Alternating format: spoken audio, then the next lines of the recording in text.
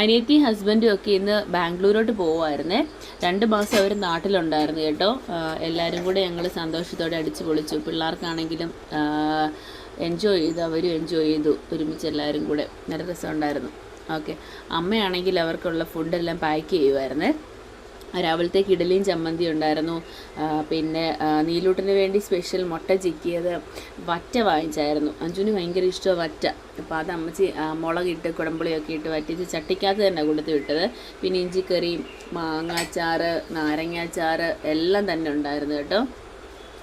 അതിൻ്റെ കൂടെ തന്നെ ഒരു പൊതിച്ചോറും കിട്ടിയായിരുന്നു.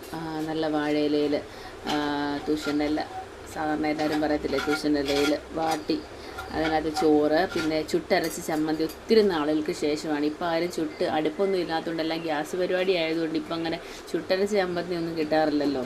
നമ്മൾ പിന്നെ സ്പെഷ്യലായിട്ടൊരു ചെറിയൊരു അടുപ്പൊക്കെ കൂട്ടിയിട്ട് തേങ്ങ ചുട്ടിട്ട് അത് വെച്ച് ചമ്മന്തി അരച്ച്, പിന്നെ പയറ് മെഴുക്കുവരട്ടി ഉണ്ടാക്കി. പിന്നെ അതിൻ്റെ കൂടെ തന്നെ മുട്ട ഉണ്ടായിരുന്നേ, മുട്ട ഓംലെറ്റ്. പൊതിച്ചോറിനകത്ത് ഒഴിച്ചു കൂടാനാവാത്ത 2 കറികളല്ലേ, മുട്ടയും ചമ്മന്തി. അത് മാത്രം മതി ചോറ് കഴിക്കാൻ. ഇനി അച്ചാറും ഒക്കെ ഒരു വെറുതെ ഒരു അലങ്കാരം. അച്ചാർ പിന്നെ ഉണ്ടായിരുന്നതുകൊണ്ട് പിന്നെ അമ്മ അത് അതിൻ്റെ കൂടെ സൈഡാക്കിയേ. പിന്നെ അവരങ്ങനെ ബാംഗ്ലൂരോട്ട് പോയി.